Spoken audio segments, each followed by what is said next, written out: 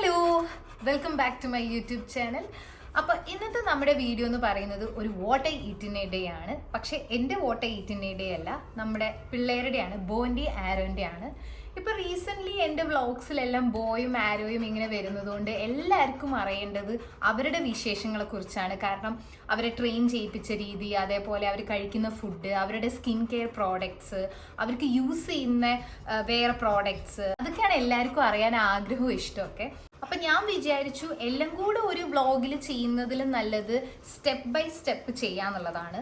ഞാൻ ഓൾറെഡി നേരത്തെ പറഞ്ഞ മാതിരി അവരുടെ ഡേ ഇൻ മൈ ലൈഫും, അതായത് ബോ ആൻഡ് ആരോൻ്റെ ഡേ ഇൻ മൈ ലൈഫും വാട്ട്സ് ഇൻ മൈ ബാഗും ഞാൻ ഓൾറെഡി ചെയ്തിട്ടുണ്ട്. അപ്പം ഇപ്പം ഞാൻ ചെയ്യാൻ പോകുന്നത് ബോ ആൻഡ് ആരോൻ്റെ what I eat in a ഡേയും അതേപോലെ സ്കിൻ കെയർ റുട്ടീനുമാണ് ഞാൻ ഇപ്പം ഈ വ്ളോഗിൽ ചെയ്യാൻ പോകുന്നത്.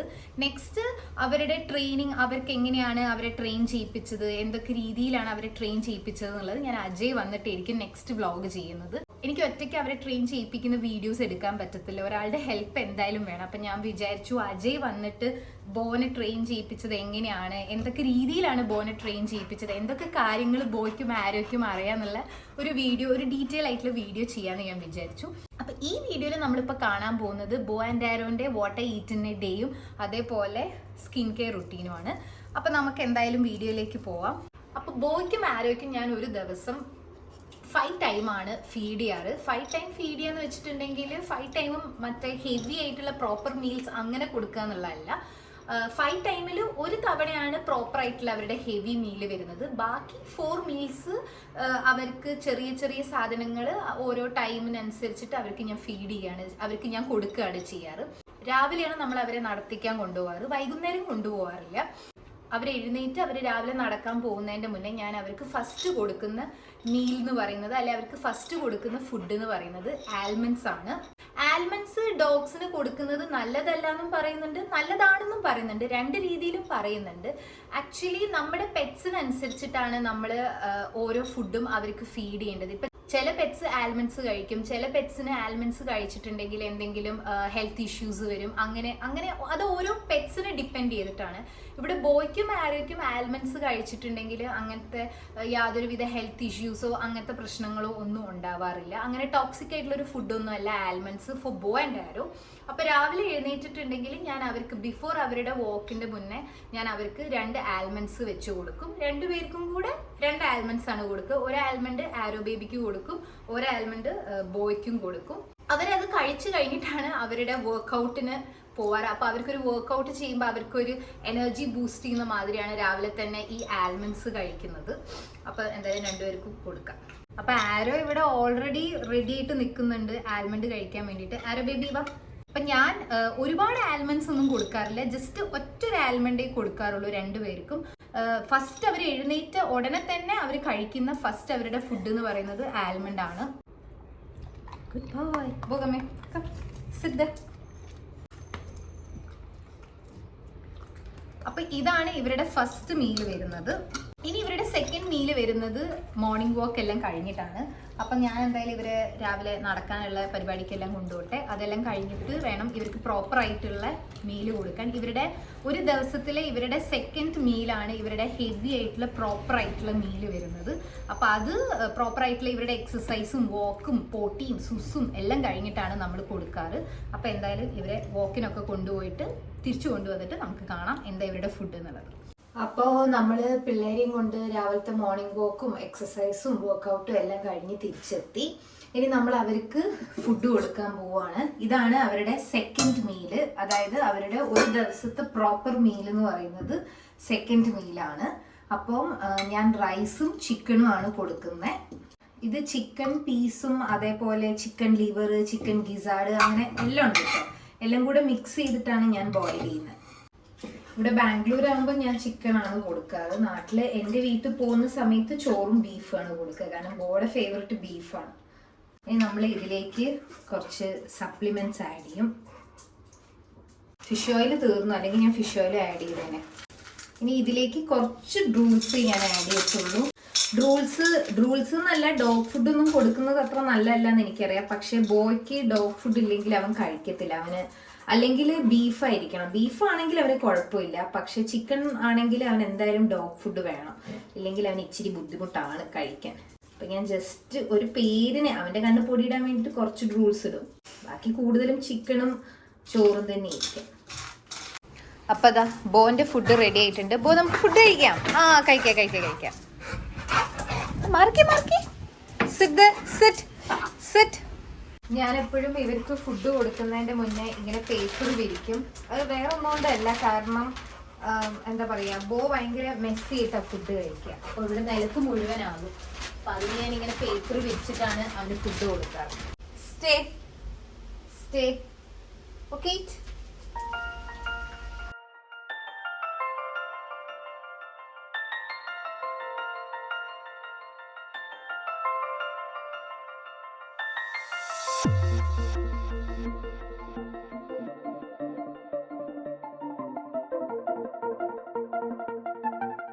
ഫുഡിൻ്റെ കൂടെ വെള്ളം കൊടുത്തിട്ടുണ്ടെങ്കിൽ ബോ കുടിക്കത്തില്ല. അപ്പോൾ ബോ കഴിച്ച് കഴിഞ്ഞിട്ടാണ് ഞാൻ കുറച്ച് വെള്ളം കൊടുക്കാറ്. അല്ലെങ്കിൽ എല്ലാം കൂടെ മിക്സ് ചെയ്തിട്ട് അവൻ കഴിക്കത്തില്ല. അപ്പോൾ ഫുഡ് സെപ്പറേറ്റ് ആയിട്ട് ഡ്രൈ ആയിട്ട് തന്നെ കൊടുക്കും. അത് കഴിഞ്ഞിട്ടാണ് ഞാൻ അവന് വെള്ളം കൊടുക്കാറ്. അപ്പോൾ അതേ ആരോൻ്റെ ഫുഡും ഇവിടെ റെഡി ആയിട്ടുണ്ട്. സെയിം ഫുഡ് ആരോ സൈലൻസ്. ചിക്കനും അതേപോലെ റൈസും കുറച്ച് ഡ്രൂൾസും കൂടി ആയിട്ടുള്ള സെയിം ഫുഡ് തന്നെയാണ് ആരോഗ്യം കൊടുക്കുന്നത്. അതെ ആരോ ഇവിടെ കിടന്ന് ബഹളം വെച്ചോണ്ടിരിക്കുന്നുണ്ട്. ഞാൻ എന്തായാലും അവന് ഫുഡ് കൊടുക്കട്ടെ. എല്ലാരും ചോദിക്കാറുണ്ട് ആരോന്റെ ചെവി എന്തിനാ ഇങ്ങനെ ടൈ ചെയ്ത് വെക്കുന്നുള്ളത്. കാരണം ബീഗിളിന് ശരിക്കും വലിയ ചെവിയല്ലേ. അപ്പൊ നമ്മളിങ്ങനെ കെട്ടി വെച്ചിട്ടില്ലെങ്കിൽ ഈ ചെവിയിലെല്ലാം ഫുഡാകും. അത്യാവശ്യം നീളമുള്ള ചെവിയല്ലേ. റബ്ബർ ബാൻഡ് അങ്ങനത്തെ സാധനങ്ങളൊന്നും യൂസ് ചെയ്ത് നമ്മൾ ചെവി ടൈ ചെയ്യാൻ പാടില്ല. നമ്മുടെ മുടിയിൽ നമ്മൾ യൂസ് ചെയ്യുന്ന നല്ല സോഫ്റ്റ് ആയിട്ടുള്ള ബണ്ണില്ല, അങ്ങനത്തെ സാധനങ്ങൾ മാത്രമേ യൂസ് ചെയ്യാൻ പാടുള്ളൂ. ഫുഡ് കഴിക്കുമ്പോൾ ഇങ്ങനെ കെട്ടിയിട്ടുണ്ടെങ്കിൽ ചെവിയുടെ മുകളിലൊന്നും ഫുഡാവും അങ്ങനെയൊന്നുമില്ല. ചെവി നല്ല നീറ്റായിട്ട് നിൽക്കും. വലിയ ചെവി ഉള്ളതുകൊണ്ടാണ് അവന് ഈ പ്രശ്നം. പക്ഷെ അവനതൊരു പ്രശ്നമൊന്നും അല്ല കേട്ടോ. കാരണം അവൻ ഫുഡ് കഴിക്കുമ്പോൾ ചെവി ഇങ്ങനെ കെട്ടിക്കൊടുക്കുന്നൊന്നും അവന് പ്രശ്നമുള്ള കാര്യമൊന്നുമല്ല.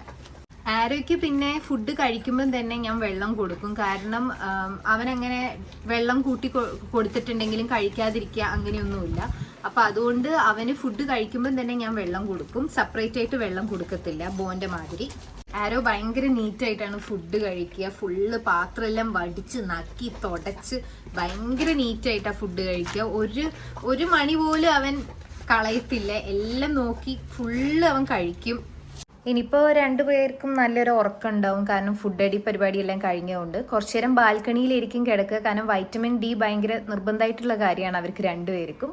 അപ്പോൾ സെക്കൻഡ് മീൽ കഴിഞ്ഞിട്ടുണ്ടെങ്കിൽ ഹെവി ആയിട്ടുള്ള ഒരു ഉറക്കം എന്തായാലും ഉണ്ടാകും. ഉറങ്ങി എഴുന്നേറ്റ് കഴിഞ്ഞിട്ടാണ് ഞാൻ ഇനി ഇവരുടെ സ്കിൻ കെയർ പരിപാടി കാര്യങ്ങളൊക്കെ ചെയ്യാറ്. രാവിലെ അത്യാവശ്യം വർക്കൗട്ടൊക്കെ ചെയ്ത് കഴിഞ്ഞിട്ട് അവർ അത്യാവശ്യം നല്ല ഹെവി ഫുഡ് കഴിച്ചിട്ടാണ് ഇപ്പോൾ കിടന്നുറങ്ങാൻ പോകുന്നത്. അപ്പോൾ നമ്മളിപ്പോൾ മസാജ് ചെയ്താൽ ശരിയാവില്ല. ചിലപ്പോൾ അവർക്ക് വോമിറ്റ് ചെയ്യാനുള്ളൊക്കെ ഒരു ടെൻഡൻസി ഉണ്ടാവും. അപ്പോൾ രണ്ടാൾക്കാരും കുറച്ചു നേരം ബാൽക്കണിയിൽ ഇങ്ങനെ കഥയൊക്കെ പറഞ്ഞിരിക്കും. അത് കഴിഞ്ഞിട്ട് നേരെ കിടന്നുറങ്ങും. അപ്പോൾ ഇവർ ഉറങ്ങുന്ന സമയത്താണ് ഞാൻ എൻ്റെ ബാക്കി പരിപാടികളൊക്കെ ചെയ്യാൻ പോകുന്നത്.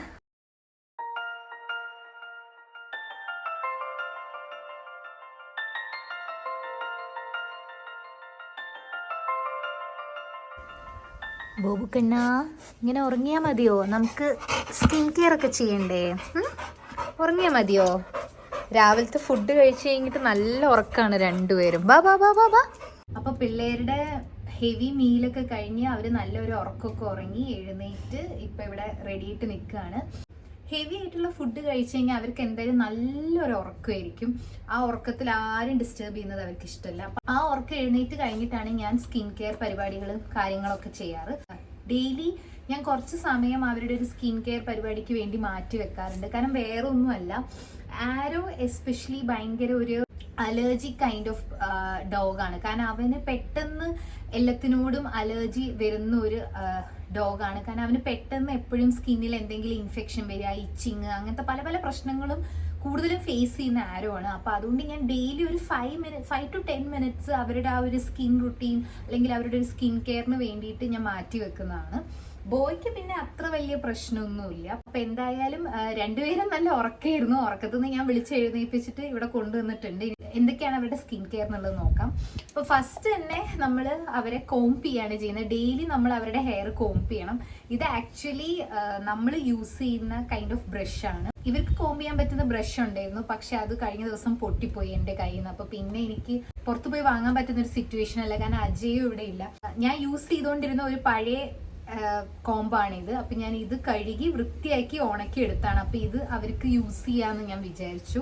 പിന്നെ നമ്മുടെ കയ്യിൽ ഡൈസന്റെ പെറ്റ്സിന്റെ ഗ്രൂമിങ് കിറ്റ് ഉണ്ട്. പക്ഷെ അത് ഡൈസൺ വെച്ചിട്ട് ചെയ്യുമ്പോൾ അത്യാവശ്യം നല്ല രീതിയിൽ ഇവരുടെ ഡെഡ് ആയിട്ടുള്ള ഹെയർസ് ഒക്കെ പോവും. പക്ഷെ ഒരാൾ ഹെൽപ്പ് ചെയ്യണം. കാരണം പ്രത്യേകിച്ച് ബോയ് ആണെങ്കിലും ആരോ ആണെങ്കിലും അങ്ങനെ അടങ്ങിയിരിക്കത്തില്ല. നമ്മളിങ്ങനെ ഈ ഗ്രൂമിങ്ങും ഈ ഹെയർ കോംബ് ചെയ്യുമ്പോൾ ഒക്കെ ഭയങ്കര കുരുത്തക്കേടായിരിക്കും രണ്ടും കൂടെ. അപ്പം അതുകൊണ്ട് ഒരാളുടെ ഹെൽപ്പ് ഇല്ലാണ്ട് എനിക്ക് ഡൈസന്റെ ഇത് ചെയ്യാൻ പറ്റത്തില്ല. അപ്പം ഞാൻ എൻ്റെ ഈ പഴയ കോംബ് വെച്ചിട്ട് ചെയ്യാമെന്ന് വിചാരിച്ചു. പിന്നെ ഇവരുടെ സ്കിൻ കെയർ പ്രോഡക്ട്സ് വരുന്നതെന്ന് വെച്ചാൽ ഞാൻ ഡെയിലി യൂസ് ചെയ്യുന്നത് 2 പ്രോഡക്ട്സ് ആണ്. അതിലൊന്നാണ് ഹെംപ് ഓയിൽ. ഇത് ഹാപ്പി പപ്പി ഓർഗാനിക്സ് എന്ന് പറഞ്ഞ ബ്രാൻഡിന്റെ ഹെംപ് സീഡ് ഓയിൽ ആണ്. ഇതാണ് ഞാൻ ഡെയിലി ഇവർക്ക് യൂസ് ചെയ്യുന്ന ഒരു സ്കിൻ കെയർ പ്രോഡക്റ്റ്. ഈ പ്രോഡക്റ്റിന്റെ ഒരു സ്പെഷ്യാലിറ്റി എന്താന്ന് വെച്ചിട്ടുണ്ടെങ്കിൽ ഇത് നമുക്ക് ബോത്ത് ഇന്റേണൽ ആൻഡ് എക്സ്റ്റേണൽ ആയിട്ട് യൂസ് ചെയ്യാൻ പറ്റുന്ന ഒരു പ്രോഡക്റ്റ് ആണ്. മെയിൻ ആയിട്ട് ഇവർ ഫേസ് ചെയ്യുന്ന, നമ്മുടെ എല്ലാ പെറ്റ്സും ഫേസ് ചെയ്യുന്ന ഒരു ഇഷ്യൂ എന്താന്ന് വെച്ചിട്ടുണ്ടെങ്കിൽ എന്താ പറയുക, ഡാൻഡ്രഫ്, അതേപോലെ ഭയങ്കരമായിട്ടുള്ള ഹെയർ ഫോള്, പിന്നെ എന്തെങ്കിലും സ്കിൻ അലർജി ഇഷ്യൂസ് ഒക്കെ ആണല്ലോ പെറ്റ്സ് കൂടുതലും ഫേസ് ചെയ്യുന്നത്. അപ്പൊ അതിനൊക്കെയുള്ള ഒരു സൊല്യൂഷൻ ആയിട്ടാണ് ഈ ഹെംപ് സീഡ് ഓയിൽ. ഇതിന്റെ ഇൻഗ്രീഡിയൻറ്റ് മെയിൻ ആയിട്ട് വരുന്നത് ഹെംപാണ്. അപ്പൊ ഇത് വെച്ചിട്ട് ഒരു ഡെയിലി 5 മിനിറ്റ്സ് അവർക്ക് നന്നായിട്ട് മസാജ് ഒക്കെ ചെയ്ത് കൊടുക്കുമ്പം അവരുടെ ആ ഡാൻഡ്രഫിന്റെ പ്രശ്നം, അതേപോലെ എന്തെങ്കിലും അലർജി അവർക്ക് എന്തെങ്കിലും ഉണ്ടെങ്കിൽ അത്, അതേപോലെ ഇപ്പം ഹെയർ ഫോൾ, ഇതൊക്കെ ഒരു പരിധി വരെ നമുക്ക് കൺട്രോൾ ചെയ്യാൻ പറ്റും. ഇത് ഞാൻ നേരത്തെ പറഞ്ഞ മാതിരി ബോത്ത് ഇന്റേണൽ ആൻഡ് എക്സ്റ്റേണൽ ആയിട്ട് യൂസ് ചെയ്യാൻ പറ്റും. ഇതിൽ ഡെയിലി നമ്മൾ കുറച്ച് ഇതൊരു ഡ്രോപ്സ് എടുത്തിട്ട് ഫുഡിൽ കൊടുത്തിട്ടുണ്ടെങ്കിൽ അവർക്ക് നല്ല ഉറക്കും, അതേപോലെ നല്ല ഡൈജഷനും കാര്യങ്ങളൊക്കെ ഉണ്ടാവും. ഈ പ്രോഡക്റ്റിനെ കുറിച്ച് ഡീറ്റെയിൽ ആയിട്ടൊക്കെ ഞാൻ ഓൾറെഡി പറഞ്ഞിട്ടുണ്ട്. Bo and Arrow's what's in my bag edition വ്ളോഗിൽ ഞാൻ ഓൾറെഡി പറഞ്ഞിട്ടുണ്ട്. അപ്പൊ നിങ്ങൾക്ക് ആ വ്ളോഗ് ചെക്ക് ചെയ്തിട്ടുണ്ടെങ്കിൽ കൂടുതൽ ഡീറ്റെയിൽസ് അറിയാൻ പറ്റും ഈ പ്രോഡക്റ്റിന്റെ.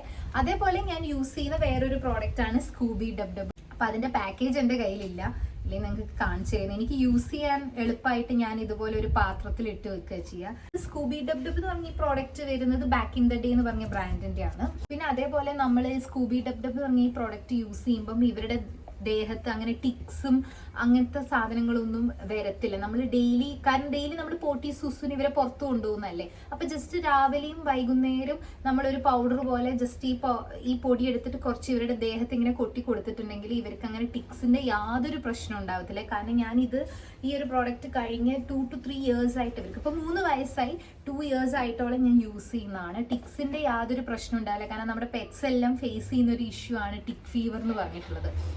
അപ്പോൾ ഒരുവിധം നമുക്ക് നമ്മുടെ പെറ്റ്സിനെ നമുക്ക് ഈ ടിക്സിന്റെ ഇതിന്നൊക്കെ സേവ് ചെയ്യാൻ പറ്റും. ഇവരുടെ ഒരു സ്കിൻ കെയർ റുട്ടീനിൽ ഇമ്പോർട്ടൻ്റ് ആയിട്ടുള്ളത് ഈ ഒരു 2 പ്രോഡക്ട്സ് ആണ്. ഇത് രണ്ടും ഞാൻ ഡെയിലി ഇവർക്ക് ഇവരുടെ സ്കിന്നിൽ അപ്ലൈ ചെയ്ത് കൊടുക്കും. എത്രയൊക്കെ പണി ഉണ്ടെങ്കിലും ഒരു 5 to 10 മിനിറ്റ്സ് ഞാൻ ഇതിനായിട്ട് മാറ്റി വെച്ചിട്ട് അവരുടെ സ്കിൻ കെയർ കാര്യങ്ങളെല്ലാം ഞാൻ ചെയ്യും.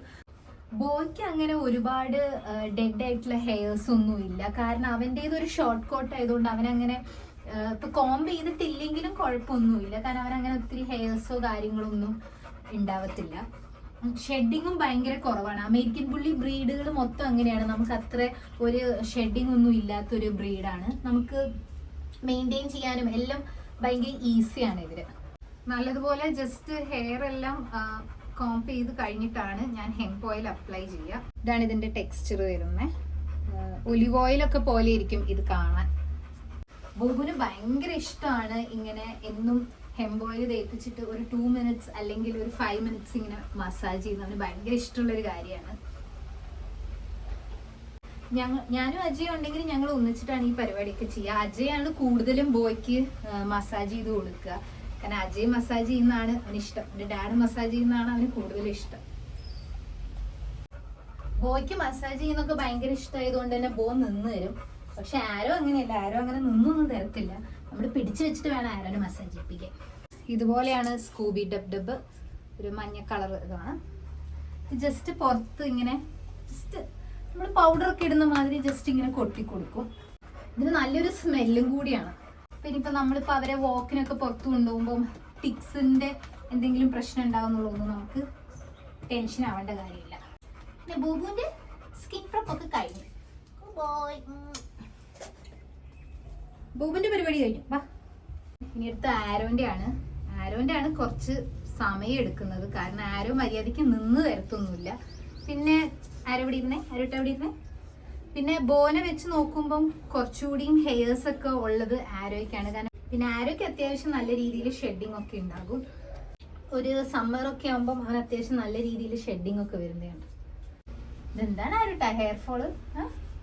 നല്ല രീതിയിൽ ഹെയർ ഫോൾ ഉണ്ടല്ലോ. ഇരുന്നേ ഇരുന്നേ ഇരുന്നേ. സിറ്റ്.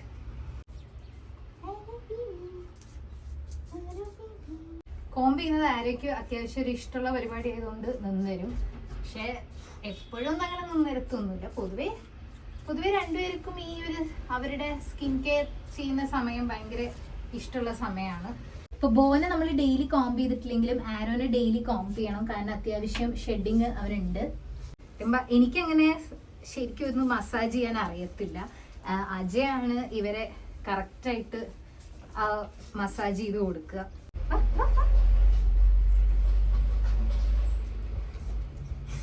ആരോനെ കോംബ് ചെയ്യാനാണ് കുറച്ച് സമയം എടുക്കുക. പക്ഷെ ബോനെ മസാജ് ചെയ്യാനാണ് കുറച്ച് സമയം എടുക്കുക. ആരോയ്ക്ക് ഓയിൽ അപ്ലൈ ചെയ്യാനും മസാജ് ചെയ്യാനും പെട്ടെന്ന് കഴിയും. കാരണം ആരോ കുഞ്ഞല്ലേ. പക്ഷെ കോംബ് ചെയ്യാൻ അത്യാവശ്യം സമയം എടുക്കും. കാരണം കുറേ ഹെയർസ് ഉണ്ട് അവന്, ഡെഡ് ആയിട്ടുള്ള ഹെയർസ്. അപ്പോൾ പിള്ളേരുടെ രണ്ടുപേരുടെയും സ്കിൻ കെയർ പരിപാടി കാര്യങ്ങളൊക്കെ കഴിഞ്ഞു.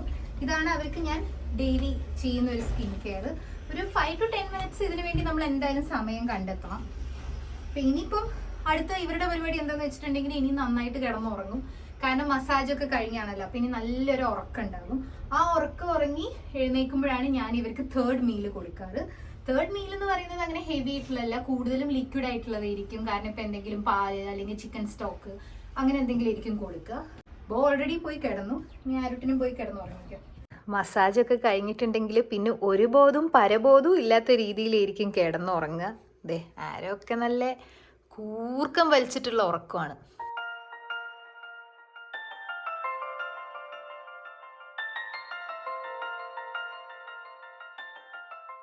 പിള്ളേർ രണ്ടുപേരും നല്ല ഉറക്കത്തിലാണ്. മസാജ് എല്ലാം കഴിഞ്ഞപ്പോഴത്തേക്കും നല്ല സുഖനിദ്രയിലാണ്.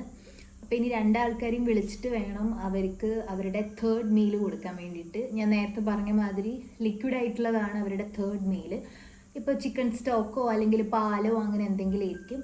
അപ്പോൾ എന്തായാലും രണ്ടുപേരും നല്ല ഉറക്കമാണ്. ഞാനും കുറച്ച് നേരം ഇവരുടെ കൂടെ കിടന്നുറങ്ങി. ഇനി എന്തായാലും നമുക്ക് ഇവരെ വിളിച്ചുണർത്തിയിട്ട് ഇവരുടെ 3rd മീൽ കൊടുക്കാം. ഇതാണ് പിള്ളേരുടെ 3rd മീൽ. പാലും വെള്ളവും അതേപോലെ കുറച്ച് ചിക്കൻ സ്റ്റോക്കും. മസാജ് എല്ലാം കഴിഞ്ഞ് അവരെ ഉറങ്ങി എഴുന്നേറ്റാ കൊടുക്കുന്നതാണ്. കാരണം അവർക്ക് നല്ല ദാഹം ഉണ്ടാകും. ബോ സിറ്റ് സിറ്റ് ദേർ സിറ്റ്. 2 നേരം ഞാൻ അവർക്ക് വെള്ളം കൊടുക്കും. അതായത് ലിക്വിഡ് ഫോമിൽ ഫുഡ് കൊടുക്കും. ഒന്ന് അവർ മെയിനായിട്ട് അവരുടെ ഫുഡ് കഴിച്ചു കഴിഞ്ഞാൽ കുറച്ച് ചിക്കൻ സ്റ്റോക്ക് ഒഴിച്ചിട്ട് കുറച്ച് വെള്ളം കൊടുക്കും. പിന്നെ അവരുടെ ഒരു 3rd മീൽ എന്നുള്ള രീതിയിൽ കുറച്ച് വെള്ളം കൊടുക്കും. അപ്പോൾ അവർക്ക് അത്യാവശ്യം ദാഹമൊക്കെ ഉണ്ടെങ്കിൽ ഇങ്ങനെ വെള്ളം കുടിക്കുമ്പം അതൊക്കെ മാറിക്കോളും. കാരണം അല്ലാതെ ചുമ്മാ നമ്മൾ വെള്ളം കൊടുത്തിട്ടുണ്ടെങ്കിൽ അവർ കുടിക്കത്തില്ല, രണ്ടുപേരും കുടിക്കത്തില്ല. അപ്പോൾ ബോധേ കുടിച്ചു കഴിഞ്ഞു. ഇനി നെക്സ്റ്റ് ആരോ ബേബിക്കാണ്. ആരോയ്ക്ക് ഭയങ്കര ഇഷ്ടമാണ് ചിക്കൻ സ്റ്റോക്ക്. അപ്പോൾ അതുകൊണ്ട് ഞാൻ എപ്പോഴും അവന് ചിക്കൻ സ്റ്റോക്കാണ് കൂടുതലും കൊടുക്കുക. പിള്ളേരുടെ രണ്ടുപേരുടെയും ഇന്നത്തെ 3rd മീലും കൂടെ കഴിഞ്ഞു. ഇനിയിപ്പോൾ അവർ കുറച്ചു നേരം കിടന്നുറങ്ങും, അല്ലെങ്കിൽ ജസ്റ്റ് ടോയ് എന്തെങ്കിലും ഉണ്ടെങ്കിൽ എടുത്ത് കളിക്കും. അങ്ങനെ എന്തെങ്കിലും പരിപാടിയായിരിക്കും. ടോയ് എന്ന് കേട്ടപ്പോൾ തന്നെ ബോയ്ക്ക് ഭയങ്കര ഒരു ഇത്. ടോയ് വേണോ ബോബു? ടോയ് വേണോ? ടോയ് വേണോ?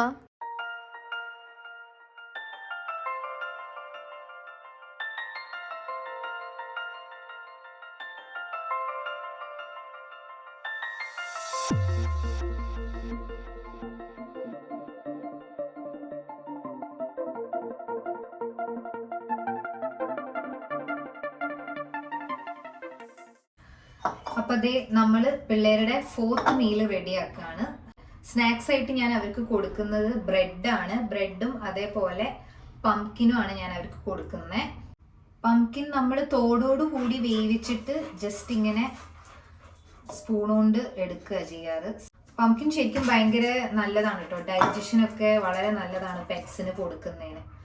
വൈകുന്നേരം നമ്മൾ ഫുഡ് കൊടുക്കുമ്പോൾ രാവിലത്തെ അത്ര ഫുഡ് നമ്മൾ കൊടുക്കാറില്ല. വളരെ കുറച്ചായിട്ടേ കൊടുക്കുള്ളൂ. കാരണം ഇതൊരു സ്നാക്ക് പോലെയാണല്ലോ അവർക്ക് കൊടുക്കുന്നത്. അപ്പം നമ്മൾ ഓവറായിട്ട് കൊടുക്കത്തില്ല. അവർക്ക് വൈകുന്നേരം ചെറുതായിട്ട് വിശക്കുമ്പം ജസ്റ്റ് ഒരു സ്നാക്ക് പോലെയാണ് നമ്മൾ കൊടുക്കുന്നത്. രാവിലത്തെ മീലാണ് നമ്മുടെ പ്രോപ്പറായിട്ടുള്ള മീൽ.